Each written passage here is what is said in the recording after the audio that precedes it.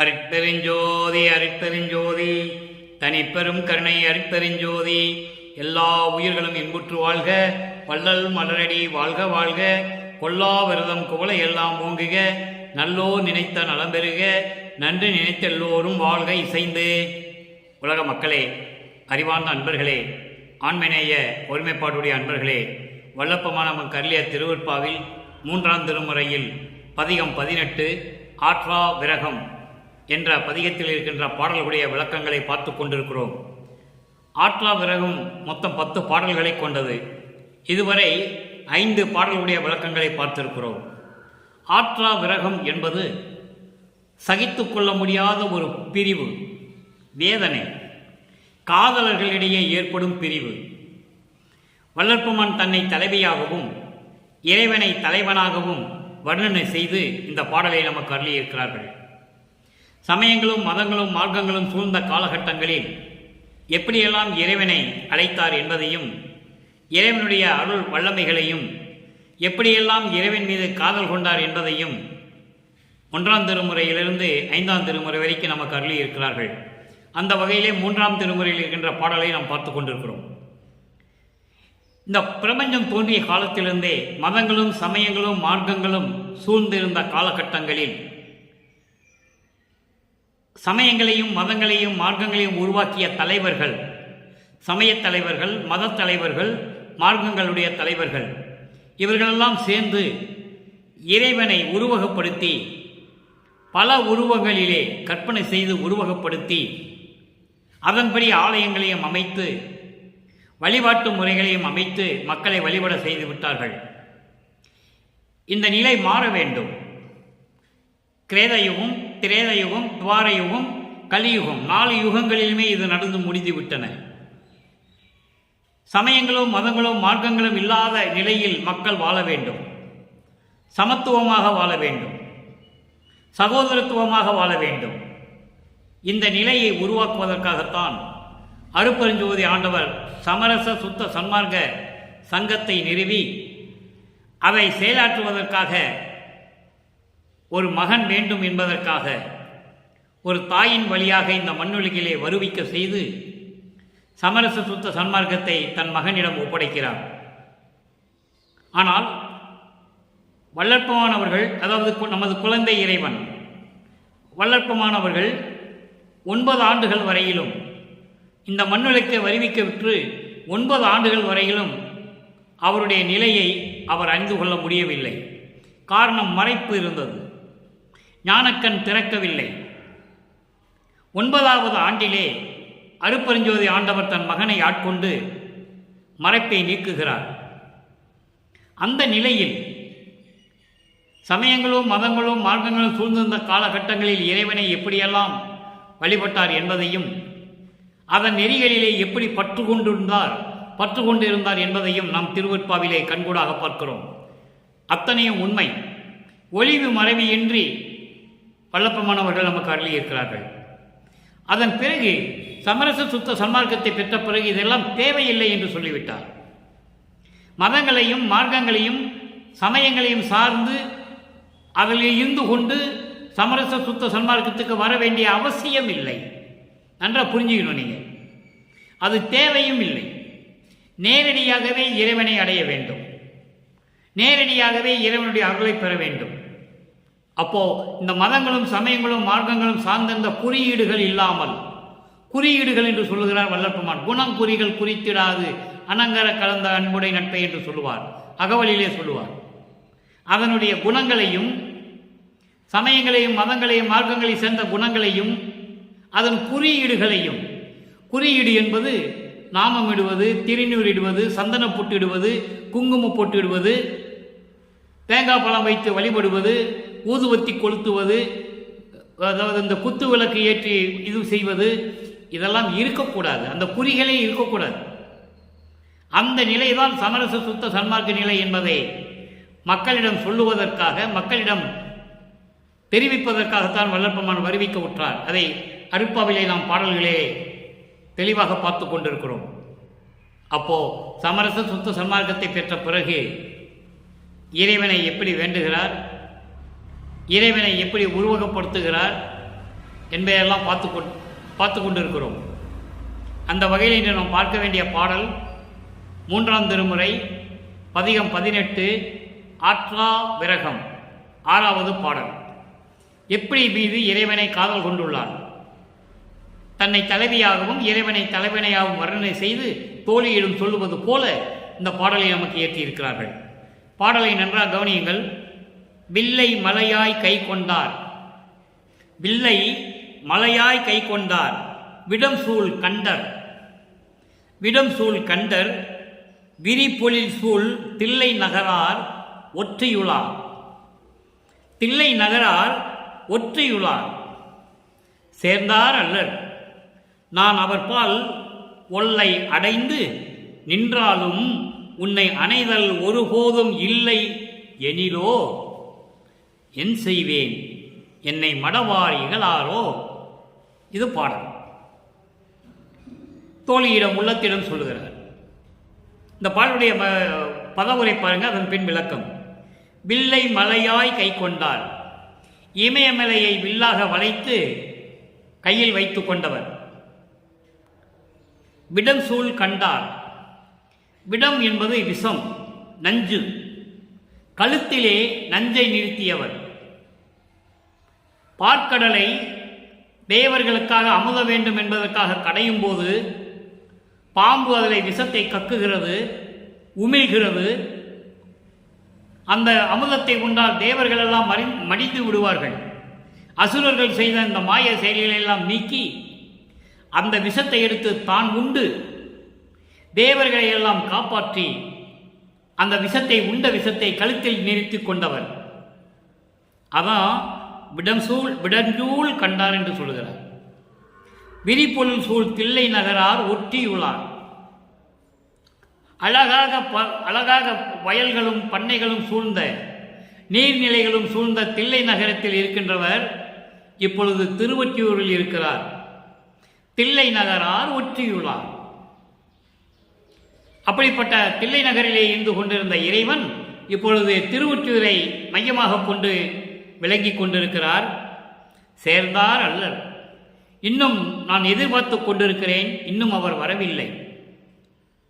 ஒருவேளை நான் அவரிடம் சென்று சொல்ற பாருங்க, நான் அவர் பால் ஒல்லை அடைந்து நின்றாலும் அவர் வரவில்லை, நான் காத்து கொண்டிருக்கிறேன். அவரை காதலித்து மனதார உளமாற ஏற்றுக்கொண்டு அவர் மீது அன்பு செலுத்திக் கொண்டிருக்கின்றேன். அந்த நிலையில் அவர் வரவில்லை. ஒருவேளை நான் அவரிடம் சென்று ஒல்லை என்பது உடனே நான் அவரிடம் சென்று நின்றால், ஒருவேளை உன்னை நான் ஏற்றுக்கொள்ள முடியாது, உன்னோடு நான் சேர்ந்து வாழ முடியாது என்று சொல்லிவிட்டால் நான் என்ன செய்வேன்? உலக பெண்கள் எல்லாம் என்னை இழிவாக பேச மாட்டார்களா என்று சொல்லி இந்த பாடலை அருளியிருக்கிறார்கள். பாடலின் மைய கருத்து, இறைவன் மீது காதல் கொண்டு திருவொற்றியூரில், அதாவது தில்லை நகரில் இருக்கின்றவன் திருவொற்றியூரில் இருக்கின்ற இறைவன், அவர் இமயமலையை வில்லாக வளைத்துக் கொண்டவர், விஷத்தை உண்டு நஞ்சை உண்டு கழுத்தில் நிறுத்தி கொண்டவர். நான் அவரை காதலித்து உளமாற காதலித்து காத்து கொண்டிருக்கிறேன். அவர் இன்னும் என்னிடம் வந்து சேரவில்லை. ஒருவேளை நான் விரைவாக சென்று உடனே சென்று அவரிடம் நின்று அவர் உன்னை நான் ஏற்றுக்கொள்ள முடியாது என்று சொல்லிவிட்டால் நான் என்ன செய்வேன்? அதாவது அவர் வந்து அருளை கொடுக்காவிட்டால் நான் என்ன செய்ய முடியும் என்பதை வல்லப்பெருமான் பாடலிலே இப்படி கூறியிருக்கிறார்கள். இப்போ பாடலுடைய விளக்கம் பாருங்க, கோர்வையாக சொல்லுகிறேன். இமயமலையை வில்லாக்கி கையில் வைத்திருப்பவர், விஷம் உண்டு அந்த நஞ்சை கழுத்தில் நிறுத்தி கொண்டவர், அழகாக விரிந்து பரந்த வயல்வெளிகள் சூழ்ந்த நீர்நிலைகள் சூழ்ந்த தில்லை நகரிலே இருந்தவர் இப்பொழுது திருவொற்றியூரிலே இருக்கிறார். ஆனால் அப்படிப்பட்ட இறைவன் இன்னும் என்னிடம் வந்து சேரவில்லை. நான் காத்து கொண்டிருக்கிறேன். அவன் மீது காதல் கொண்டு அன்பு கொண்டு நான் காத்து கொண்டிருக்கிறேன். அவர் இன்னும் வரவில்லை. நான் விரைந்து சென்று அவரிடம் சென்று அவர் முன்னால் நின்று நான் அந்த நிலையை அடையும் போது அவர் என்னை பார்த்து இப்பொழுது உனக்கு அருள முடியாது, உன்னை அணைத்துக் கொள்ள முடியாது, சேர்த்து கொள்ள முடியாது என்று சொல்லிவிட்டால் நான் என்ன செய்வேன்? இந்த உலகத்தில் உள்ள பெண்களெல்லாம் என்னை பார்த்து இகழ்ந்து பேச மாட்டார்களா என்று சொல்லி இந்த பாடலை நமக்கு அருளியிருக்கிறார்கள்.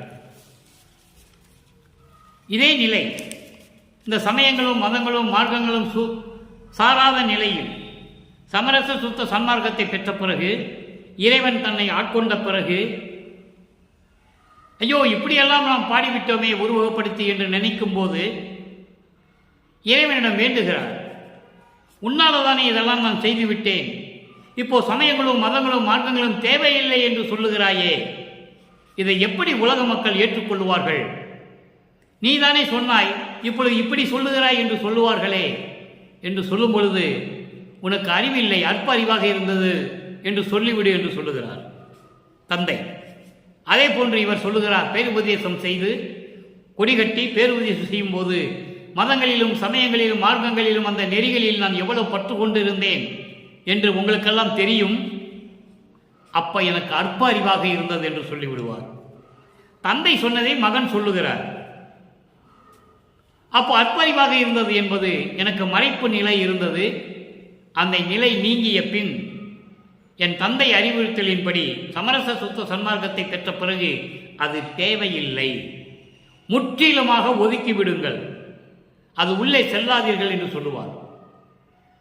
பொறித்த மதமும் சமயமும் பொய்யே, அவற்றில் புகுதாதீர் ஞானசரியிலே சொல்லுவார். அப்போ 6ஆம் தலைமுறைக்கு வரும்போது இதே தலைவி தோழியிடம் எப்படி சொல்லுகிறாள்?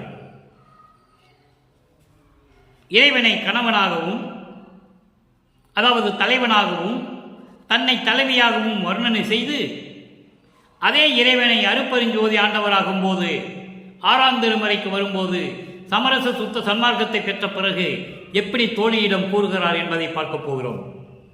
இங்கேயும் 78வது பதிகம் 6ஆம் திருமுறை தலைவி வருந்தல், அங்கே வருந்துதல் 3ஆம் திருமுறையிலே. இங்கே வருந்துவது முற்றிலுமாக வேறு விதமாக இருக்கும். இங்கே 6வது பாடல். இன்று நாம் பார்த்த 3ஆம் திருமுறையினுடைய 6வது பாடலுக்கு 6ஆம் திருமுறையிலே 78வது பதிகத்திலே தலைவி எப்படி வருந்துகிறாள் என்பதை 6வது பாடலிலே பார்க்க போகிறோம். வஞ்சமிலா தலைவருக்கே மாலையிட்டேன். அங்கே நான் இறைவனிடம் சேரப்போகிறேன், நான் காத்து கொண்டிருக்கிறேன், நான் போய் அவர் முன்னால் நின்னா அதெல்லாம் உன்னை ஏற்றுக்கிட முடியாதுன்னு சொல்லிட்டா நான் என்ன பண்ணுவேன் என்று சொல்லுகிறார். அதற்கு பதில் இங்கே கிடைக்கிறது. வஞ்சமில்லா தலைவருக்கே மாலையிட்டேன். எந்த வஞ்சகமும் சூதும் இல்லாத தலைவனுக்கு, சமரச சுத்த சன்மார்க்க சத்திய சங்க தலைவனுக்கு, அருப்பெருஞ்சோதி ஆண்டவருக்கு நான் மாலையிட்டேன். நான் விண்ணப்பங்கள் வைத்தேன், முறையீடுகள் செய்தேன். எல்லாவற்றையும் எல்லா வாழ்வும் என்றன் வாழ்வு என்றேன். அவரிடம் அருளை பெற்ற பிறகு எல்லா வாழ்க்கையும் என்னோடது வாழ்க்கை. எல்லா வாழ்க்கை என்பது எல்லா அருளையும் பெற்றுக்கொண்டது. முத்தேகத்தை பெற்றுக்கொண்டது, சுத்த தேகம், புரண தேகம், ஞான தேகம் என்ற 3 தேகங்களை பெற்றுக்கொண்டது, மரணமில்லா பெருவாழ்வை பெற்றுக்கொண்டது, சாகா கல்வியை கற்றது, தத்துவங்களை ஜெயித்தது, கடந்தது, 6 அந்தங்களையும் கடந்தது, சரியை கிரியை யோக ஞானம் என்ற 16 நிலைகளையும் கடந்தது. இப்படி எல்லா வாழ்வையும் நான் பெற்றுவிட்டேன், என் வாழ்க்கையாகிவிட்டது என்றேன். எங்க தோழியிடம் நான் சொன்னேன், உள்ளத்திடம் சொன்னேன். அதனால் மட்டுமல்ல, இப்படி நான் சொன்னதனால மட்டுமல்ல, எஞ்சல் உரேன் மற்றவர் போல் இறந்து பிறந்து உழலேன். அற்புதமான வரி. எஞ்சல் உரேன், நான் இனிமேல் பயப்பட மாட்டேன், யாருக்கும் பயப்பட மாட்டேன், அஞ்ச மாட்டேன். இறைவன் என்னை ஆட்கொண்டு விட்டான், எல்லா வாழ்வையும் பெற்றுக்கொண்டேன், நீ யாருக்கும் அஞ்ச மாட்டேன். மற்றவர்கள் போல், மனிதர்கள் மட்டுமல்ல, பதத்தலைவர்கள், விண்ணில் இருக்கின்ற தேவர்கள், சக்தர்கள், சக்திகள் எல்லாருமே சேர்த்து சொல்றாரு. அவங்கெல்லாம் இறந்து பிறந்து இறந்து உழலும் அப்படின்னு சொல்லுவார். அதை தான் இங்கே சொல்லுகிறார். இறந்து பிறந்து உழலே மற்றவர்கள் போல். மற்றவர்கள் போல் விண்ணுலையிலும் சரி மண்ணுலையும் சரி மற்றவர்களைப் போல இறந்து பிறந்து உழலே. அந்த துன்பத்தையெல்லாம் நான் படமாட்டேன். அப்படி என்றால் என்ன அர்த்தம்? மரணமில்லா பெருவாழ்வில் இருந்து கொண்டிருக்கிறேன் என்று அர்த்தம். ஊழிதோறு உளவினும் அழியா உடம்பை அளித்தனன் என்று சொல்லுவார். ஊழிதோறு உளவினும் அழியா உடம்பு அளித்தனன் என்று சொல்லுவார். உயிர்தலைத்து ஓங்கினேன், ஊழிதோறும் ஊழி உயிர்தலைத்து ஓங்கினேன் என்று சொல்லுவார் ஒரு பாடலிலே. அப்படிப்பட்ட நிலையில் நான் இருந்து கொண்டிருக்கிறேன் என்று சொன்னேன். இதனால் மட்டுமல்ல, இதனாலோ அதனாலோ தெரியல, எனக்கு உள்ளத்திடம் சொல்லுகிறார். அவர் சொல்றார், அஞ்சு முகம் காட்டி நின்றால் பாங்கி. அஞ்சு முகம் காட்டி நின்றால் பாங்கி என்றால் கோபமாக முகத்தை வைத்துக் கொண்டு என் தோழி நின்று கொண்டிருக்கிறாள். நான் சொல்லுவதை கேட்டு கோபமாக இருக்கிறாள். அதோடு மட்டுமல்ல, என்னை வளர்த்த அன்னையும் அப்படியாகி என்பது அவளும் கோபத்தை காட்டி, முகத்திலே கோபத்தை காட்டி, சினம் கொண்டு வெறுப்பு காட்டி என்னை முகம் பாராள். என் முகத்தை கூட பார்க்க மாட்டேன்றா. என்னை வளர்த்தவளை யார் புரிஞ்சுக்கணும். நீங்க இந்த மண்ணுலகிலே பிறந்து என்று சொல்லக்கூடாது, தவறு. வருவிக்கவுற்று ஒரு தாயிடம் வளர்ந்த போது அந்த தாயும் என்னை கடுகெடுக்கிறாள். காரணம், நான் சொல்லுவதை யாரும் நம்பவில்லை, என்னுடைய நிலையை யாரும் புரிந்து கொள்ள முடியவில்லை, என் மீது வெறுப்பு காட்டுகிறார்கள். வளர்த்த தாயும் அன்னையும் அப்படியாக என்னை முகம் பாராள். என் முகத்தை கூட பார்க்கல. நெஞ்சு உரத்த பெண்கள் எல்லாம் நீட்டி நகைக்கின்றார். நெஞ்சு உரத்த பெண்கள் எல்லாம், நெஞ்சு உரம் கொண்ட பெண்கள் எல்லாம் என்னை கை நீட்டி கைகொட்டி சிரிக்கின்றார்கள். பலமாக ஏளனமாக சிரிக்கின்றார்கள். நிறுத்தர் நடராயர் திருக்கருத்தை அறிந்திலேனே. நிறுத்தர் என்பது அருள் நடனம் செய்து கொண்டிருக்கின்ற அருப்பெருஞ்சோதி ஆண்டவர். அவருடைய திரு உள்ளத்தை என்னால் தெரிந்து கொள்ள முடியவில்லை என்று தலைவி வருந்தி தோழியிடம் சொல்லுகிறார். தோழியினுடைய நிலையை சொல்லுகிறார். உள்ளம் எப்படி இருக்கிறது என்பதை சொல்லுகிறார். அடுத்து 92வது பதிகம் இன்பத்திறன். இன்பத்திறன் இதுல இறைவனுடைய அந்த வல்லமைகள், அந்த பேரின்பமானது எப்படி இருந்தது.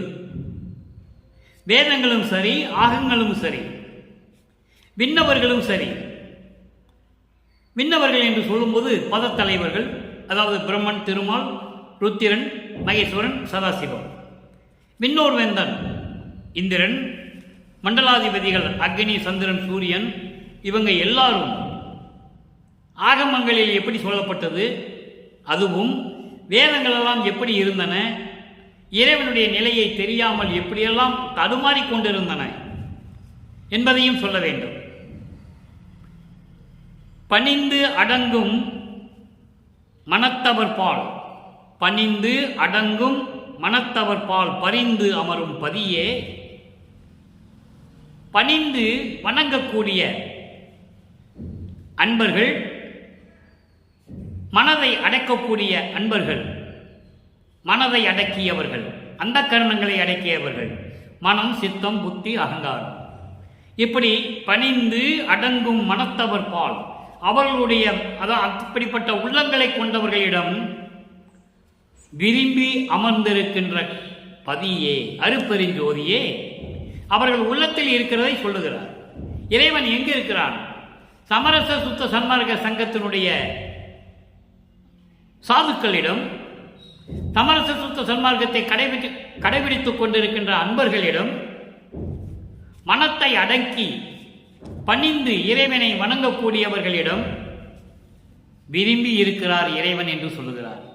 பரிந்து அமரும் பதியே, பாடுகின்றோர் உள்ளகத்தை கூடுகின்ற குருவே.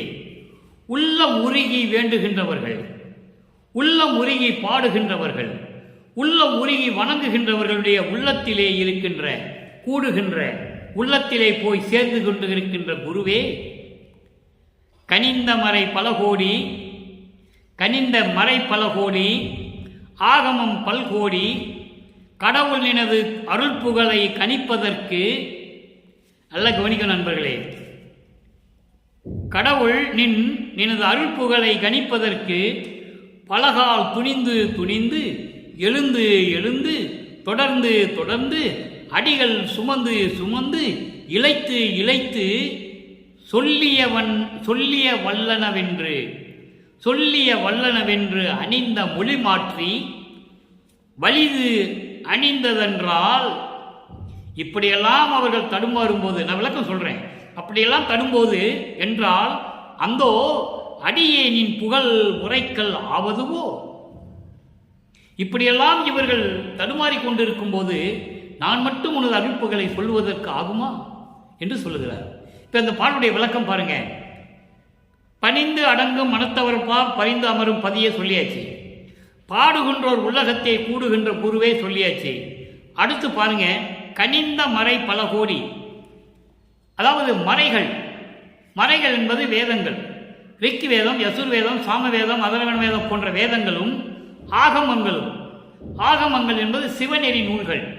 இந்த வேதங்களும் சிவநெறி நூல்களும் தங்கள் கருத்துக்கு எண்ணியபடி, கனிந்த என்றால் தங்கள் கருத்துக்கு ஏற்றபடி எப்படியெல்லாம் உள்ளம் நினைக்கிறதோ அப்படியெல்லாம் ஏற்றுக்கொண்டு பல கோடி, அதாவது பல வகையான கோடிகளான எண்ணங்களை ஏற்றுக்கொண்டு எதுவென்று தெரியாமல் கடவுள் நினது அருள்புகழை, அருப்பரிஞ்சோதி ஆண்டவரே உனது அருள்புகழை கணிப்பதற்கு, உன்னுடைய அருள்புகழை அளவிடுவதற்கு, அறிவதற்கு, தெரிந்து கொள்ளுவதற்கு எப்படி வேணாலும் எடுத்துக்கொள்ளலாம். இந்த 3 பொருள்களிலே உங்கள் கருத்துக்கேற்றபடி எந்த பொருளை வேண்டுமானாலும் எடுத்துக்கொள்ளுங்கள். அளவிடுவதற்கு, அறிவதற்கு, தெரிந்து கொள்ளுவதற்கு பலகால் என்பது பல யுகங்கள். துணிந்து துணிந்து எழுந்து எழுந்து, அதாவது துணிந்து துணிந்து எழுந்து எழுந்ததுன்னா பார்க்க முடியாமல் கீழே சறுக்கி விழுந்துடுறது. இறைவனை பார்க்கறதுக்கு முயற்சி செய்கிறது, முயற்சி செஞ்சு முடியவில்லை, கீழே விழுந்து விடுவது என்பது அதை விட்டு விடுவது. ஐயோ இறைவனை பார்க்க முடியவில்லையே என்ற எண்ணத்தை விட்டு விடுவது.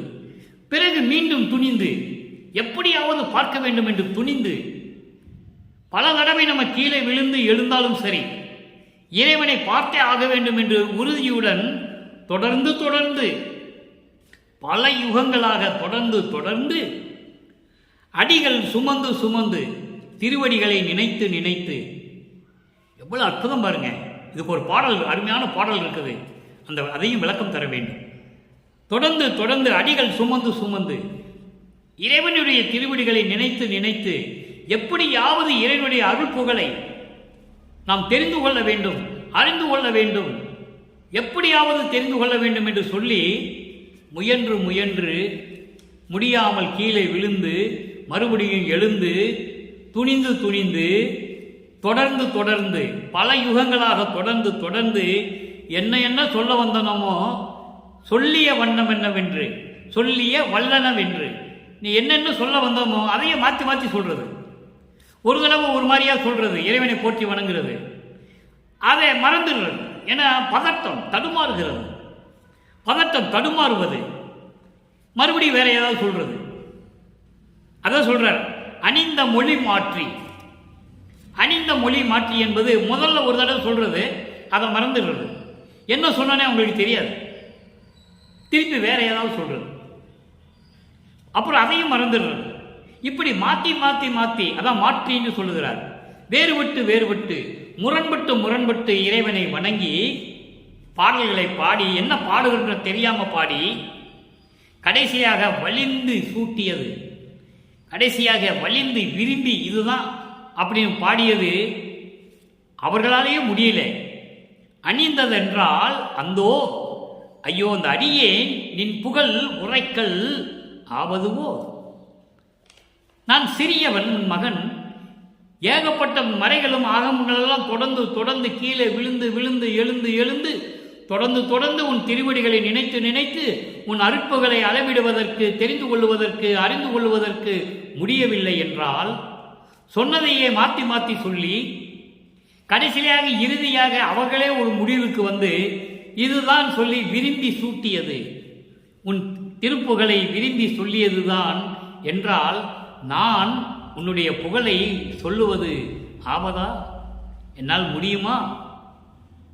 என்று சொல்லி இந்த பாடலை நமக்கு அருளியிருக்கிறார்கள். இப்போ அந்த துணிந்து துணிந்து எழுந்து எழுந்து தொடர்ந்து தொடர்ந்து என்ன சொல்லி இறைவனை மனங்கொன்று தெரியாம திருவடிகளை நினைத்து நினைத்து வருந்துகின்றார்கள். இதுக்கு ஒரு பாடல், நிறைய பாடல் இருக்கிறது. ஒரு பாடல் மட்டும் நான் அடிக்கடி சொல்லுவதுண்டு. வானிருக்கும் பிரம்மரும் நாரணரும் பிறரும் மாதவம் பன்னாற் புரிந்து மணிமான நடுவே தேனிருக்கும் மலரின் மேல் பலிக்கு அறையினுடைய திருவடி சேர்த்து அருள்க என செப்பி வரிந்திடவும் நான் இருக்கும் குடிசையிலே வலிந்து நுழைந்து எந்தனக்கே நல்ல திருளமதம் நல்கியதன்றியும் ஊனிருக்கும் குடிசையிலும் உவந்து நுழைந்து உள்ளமெனும் சிறிய குடிசையிலும் நுழைந்தனையே. திருவடி போயிட்டு ஒரு பாட்டு அருமையா இருக்கும்.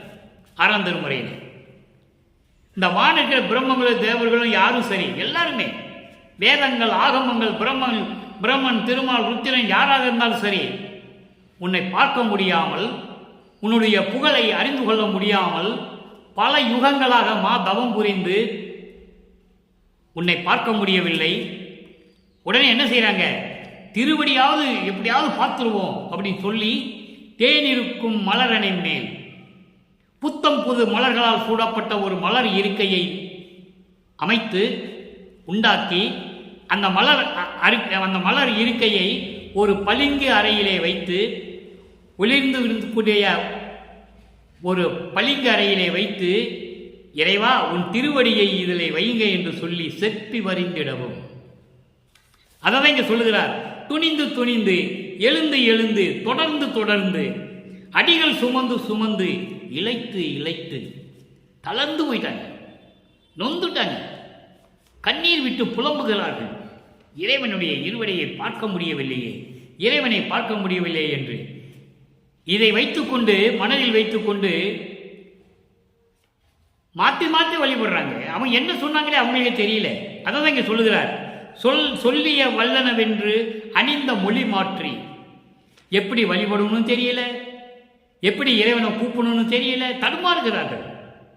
தடுமாறி கடைசியில் ஒரு முடிவுக்கு வந்து சரி இப்படிதான் இருக்கணும்னு சொல்லி வலிந்து சூட்டியது என்றால் நான் உன் புகழை எப்படி சொல்லுவது, இது என்னால் ஆகக்கூடியதா என்று சொல்லி இந்த பாடலை நமக்கு அருளியிருக்கிறார்கள். பாடலின் மைய கருத்து இறைவனுடைய வல்லமையை சொல்லுவது, இறைவனுடைய வலிமையை சொல்லுவது, இறைவன் தனக்கு அருளை எப்படி கொடுத்தார் என்பதை சொல்லுவது. அடுத்து 100வது பதிகம் பேரடைவு, 6வது பாடல். ஆற்றாவிரகம் என்று நாம் பார்த்த 3ஆம் திருமுறையில் இருக்கின்ற 6வது பாடலுக்கு எப்படி அருளை பெற்றுக்கொண்டார் சொல்லியாக வேண்டும்.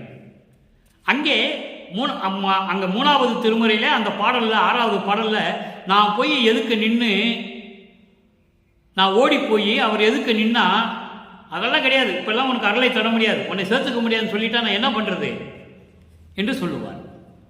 அதற்கு விடை இங்கே தருகிறார். அதற்கு பதில் 6ஆம் திருமுறையில் இருக்கிறது. சமரச சுத்த சன்மார்க்கத்தை பெற்ற பிறகு அன்பர்களை இங்கு ஒரு முக்கியமான விஷயம் பதிவு செய்ய வேண்டும். நீங்கள் நன்றாக கவனிக்கணும். சமயங்களையும் மதங்களையும் மார்க்கங்களையும் அந்த நெறிமுறைகளெல்லாம் விட்டுவிட்டு அந்த வழிபாட்டு முறைகளெல்லாம் நீக்கிவிட்டு அதனுடைய குணங்களை எல்லாம் நீக்கிவிட்டு குறியீடுகளை எல்லாம் நீக்கிவிட்டு நான் வந்ததனால்தான் இந்த ஏறா நிலைமிசை எனக்கு கிடைத்தது என்று சொல்லுவார். அப்போ சமயங்களிலும் மதங்களிலும் மார்க்கங்களில் பட்டுக்கொண்டு இருந்தால் இருப்பீர்கள், ஆனால் இறைவனுடைய திருவருளை பெற முடியாது. இது சத்தியம் என்று சொல்லுகிறார். சத்தியம் என்று சொல்லுகிறார். அப்போ நம்ம என்ன பண்ணணும்? சமயங்களையும் மதங்களையும் மார்க்கங்களையும் இந்த வழிபாடுகளையும் ஒழிச்சிடணும். சமரச சுத்த சன்மார்க்கம் தனி மார்க்கம்.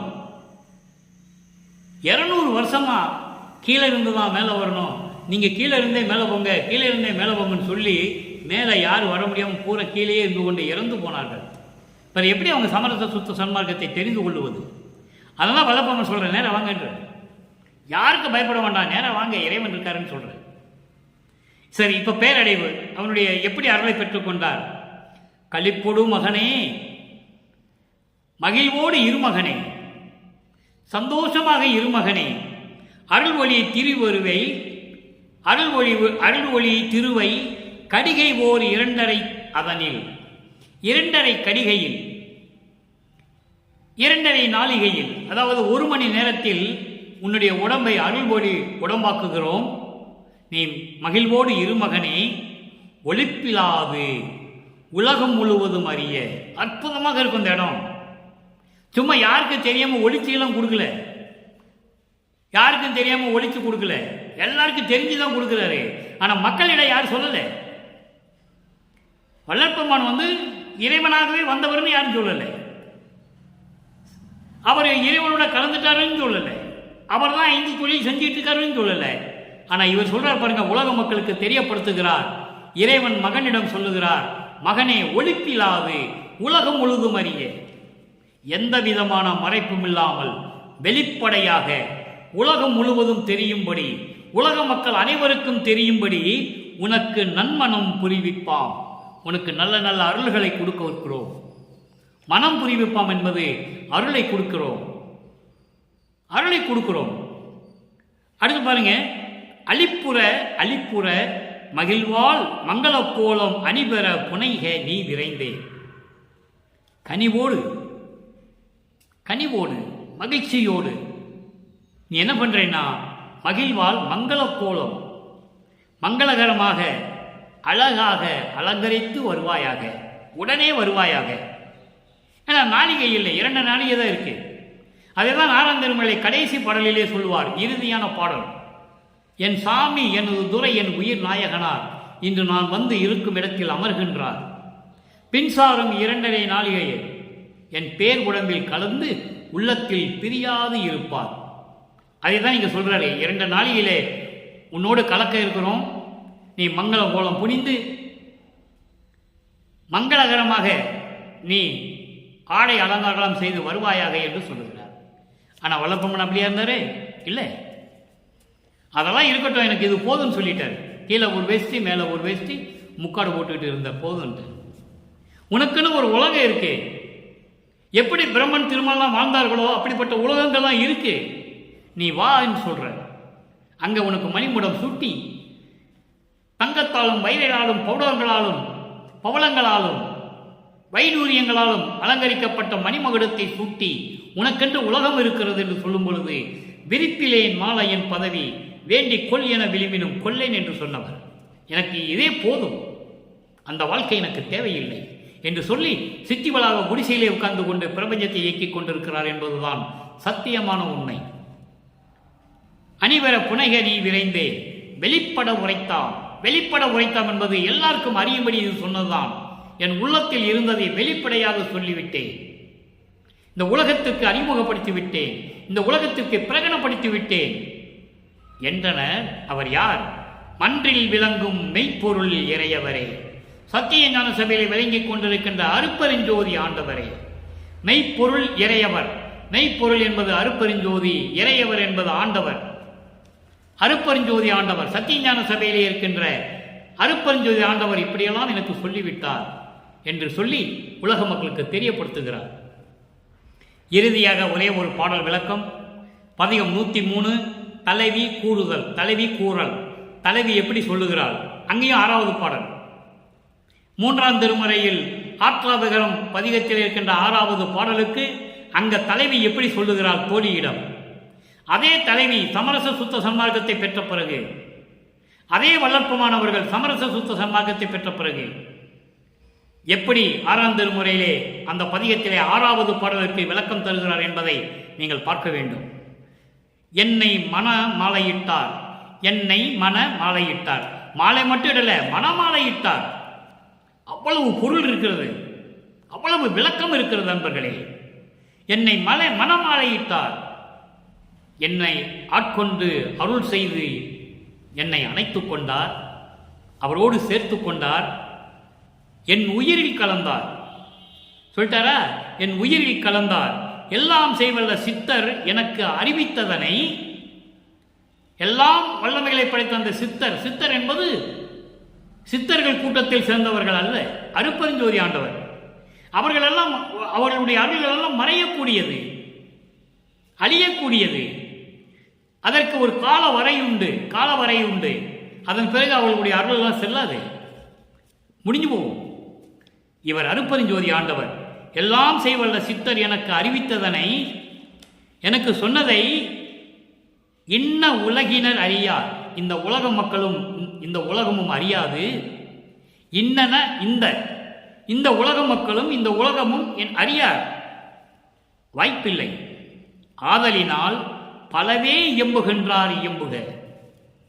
பலவாறு பலதரப்பட்ட கருத்துக்களை சொல்லி புலம்பிக் கொண்டிருக்கிறார்கள், சொல்லிக் கொண்டிருக்கிறார்கள். சொல்லிட்டு போகட்டும். அதான் இப்ப வருஷம் 200 வருஷமா நடந்துட்டு இருக்கே. வல்லப்பெருமான் பற்றி இஷ்டம் பலவிதமாக பலதரப்பட்ட கருத்துக்களை சொல்லுவார்கள் என்று அன்றே வல்லப்பெருமான் பாடலிலே கூறியிருக்கிறார்கள். இறைவனுக்கு தெரியாதா எப்படியெல்லாம் பேசுவார்கள் என்று?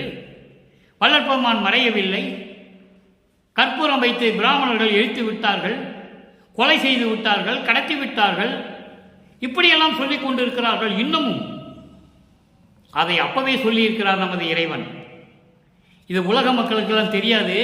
இறைவன் என்னை ஆட்கொண்டது, இறைவன் எனக்கு அருள் செய்தது, என் உயிரில் கலந்தது, எல்லாம் வல்ல இறைவன் அருட்பெருஞ்சோதி ஆண்டவர் எனக்கு அறிவித்ததை இந்த உலக மக்களுக்கும் தெரியாது, எந்த உலகத்துக்கும் தெரியாது, யாருக்கும் தெரியாது. ஆதலால்தான் பலவாறு அவங்கள் கருத்துக்கு ஏற்றபடி பலவிதமாக சொல்லிக் கொண்டிருக்கிறார்கள். சொல்லிட்டு போகட்டும். இயம்புகின்றனர் இயம்புக, தெளிவா சொல்கிறார். அப்பவே சொல்லிட்டாரு. ஏன்னா வல்லப்பெருமானுடைய தோன்றும் துணையான காலத்தில் கூட, தோன்றி துணையாக இருந்த காலத்தில், வருவிக்க உற்று இந்த மண்ணுக்கு வருவிக்குற்று தோன்றி துணையாக இருந்த காலத்தில், நமது இறைவன் வல்லப்பெருமான் இருந்த காலத்தில் அவரோடு இருந்தவர்களும் சரி, அவரை பார்த்து தெரிந்து கொண்டவர்களும் சரி, அவரை பற்றி யாருக்குமே தெரியாமல் பலவிதமாக சொல்லிக் கொண்டிருந்தார்கள்.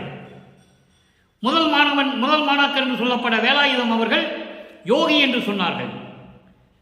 பெரியவர் கந்தசாமி அவர்கள் அவர் ஒரு உத்தம ஞானி என்று சொன்னார். மறைமலை அடியார்கள் என்னென்னமோ சொன்னார். யோகி என்று சொன்னார்கள், உத்தமர் என்று சொன்னார்கள், ஞானி என்று சொன்னார்கள், துறவி என்று சொன்னார்கள், பாடலாசிரியர் என்று சொன்னார்கள், வசனகர்த்தா என்று சொன்னார்கள், சமூக சீர்திருத்தவாதி என்று சொன்னார்கள், பகுத்தறிவாளர் என்று சொன்னார்கள். இறைவன் என்று யாரும் சொல்லவில்லை. அவர் சொல்லுகிறார், வல்லப்பெருமான் அவர்கள், நான் இறைவனாகவே வருவிக்க உற்றேன், இந்த பிரபஞ்சத்தை நான் தான் இயக்கிக் கொண்டிருக்கிறேன் என்று சொல்லுகிறார். அதை தான் இங்கு சொல்லுகிறார். இந்த ஒரு வரியில் சொல்லுகிறார், இதெல்லாம் யாருக்கும் தெரியாது. ஆகையினால் பல்வேறு பலவே எம்புகின்றனர், பலதரப்பட்ட கருத்துக்களை சொல்லிக் கொண்டிருக்கிறார்கள். சொல்லிட்டு போகட்டும், அதை அவர்கள் அனுபவித்துக் கொள்ளட்டும். நம் தலைவர் வருதருணம் யார்கிட்ட சொல்றாரு? தோழிகிட்ட சொல்றாரு. தோழியே இப்படியெல்லாம் சொல்லிக்கிட்டு இருக்காங்க, சொல்லிட்டு போகட்டும், நமக்கு என்ன? நம்ம தலைவர் வருகின்ற தருணம் வந்து விட்டது, அருட்பெருஞ்சோதி ஆண்டவர் வருகின்ற தருணம் வந்து விட்டது. மன்னிய காலையில் ஆகும். மன்னிய காலை என்பது அருள் பேர் உடைய அந்த அருள் பேர் உடைய அருள் நிலையில் இருக்கின்ற அந்த காலை, அதிகாலை. அதான் ஏற்கனவே ஒரு பாடலில் சொல்லுவார், பிரம்ம முகூர்த்தம் என்று சொல்லுவார். முன்பாட்டு காலை என்று சொல்வார், பின்பாட்டு காலை என்று சொல்லுவார். அப்படிப்பட்ட காலையிலே வருகின்ற நேரம் வந்துவிட்டது. நீ உடனே போய் மாளிகையை சுத்தப்படுத்து. மாளிகை என்பது உள்ளம். அந்த உள்ளத்தை சுத்தப்படுத்து. மங்களம் புனைத்திடுக, மங்களம் புனைந்திடுக. மங்களகரமாக ஒளி விளக்கேற்றி, ஒளி விளக்கு என்பது அகல் விளக்கு, அகல் விளக்கு ஏற்றி மங்களகரமாக நீ அலங்கரிப்பாயாக என்று சொல்லுகிறார். மயங்கி அயமடையே, சந்தேகம் அடையாத, சந்தேகப்படாத. ஏன்னா தன்னிகர் தானாம், தனக்கு நிகர் தான் தான். அதான் சொல்றாரு, தன்னிகர் தானாம், தனக்கு நிகர் தான் தான். அந்த இறைவனிடம் அருட்பெருஞ்சோதியிடம் யாரையும் ஒப்பிட முடியாது. தனக்கு நிகர் தானே. அந்த நிலையில் இருக்கின்ற இறைவன் சத்தியஞான சபையிலே நடனம் புரி கொண்டிருக்கின்ற இறைவன் சொன்ன கட்டளை, ஆணை, நடம்புரிவார் ஆணை. சத்தியம் சத்தியம் மாதே, இது சத்தியம் சத்தியம் பெண்ணே. மாதே என்றால் பெண், தோழியை சொல்லுகிறார், உள்ளத்திடம் சொல்லுகிறார். இது சத்தியம் சத்தியமே என்று சொல்லி இந்த பாடலை நமக்கு அருளியிருக்கிறார்கள். அன்பர்களை இன்று பார்த்த பாடல் விளக்கம் உங்களுக்கு புரிந்திருக்கும் என்று நான் நினைக்கிறேன். சுருக்கமாக ஒரே நிமிடத்தில் சொல்லுகிறேன். சமயங்களும் மதங்களும் மார்க்கங்களும் சார்ந்த நிலையில் வல்லப்பெருமான் எப்படி இருந்தார், எப்படியெல்லாம் இறைவனை போற்றி வணங்கினார், அதே நமது இறைவன் வல்லப்பெருமானவர்கள் இறைவன் வந்து ஆட்கொண்ட பிறகு, சமரச சுத்த சன்மார்க்கத்தை பெற்ற பிறகு இந்த சமயங்களும் மதங்களும் மார்க்கங்களும் தேவையில்லை, இந்த வழிபாடுகள் தேவையில்லை, உருவ வழிபாடுகள் தேவையில்லை, எந்த குறிகளும் தேவையில்லை. அப்படிப்பட்ட இறைவன் தான் அருட்பெருஞ்சோதி, அவர் ஜோதி வடிவில் இருக்கின்றார் என்றெல்லாம் சொல்லி, இறைவனிடம் எப்படியெல்லாம் அருளை பெற்றுக்கொண்டார் என்று சொல்லி, நானே இறைவனாக ஆகிவிட்டான் என்று உலக மக்களுக்கு வெளிப்படையாக பிரகடனப்படுத்துகிறார். இதெல்லாம் நீங்கள் புரிந்து கொண்டு அன்பர்களே, அப்படிப்பட்ட இறைவனை நீங்களும் வணங்கி சமரச சுத்த சன்மார்க்க சத்திய நெறிகளில் இருந்து, சமயங்களும் மதங்களும் மார்க்கங்களிலும் சொல்லப்பட்ட நெறிகளை விட்டு அதெல்லாம் ஒதுக்கிறீங்க. ஒன்றுமே இல்லைன்ட்டார் வளர்க்கணும். இறைவனே சொல்கிறாருங்க.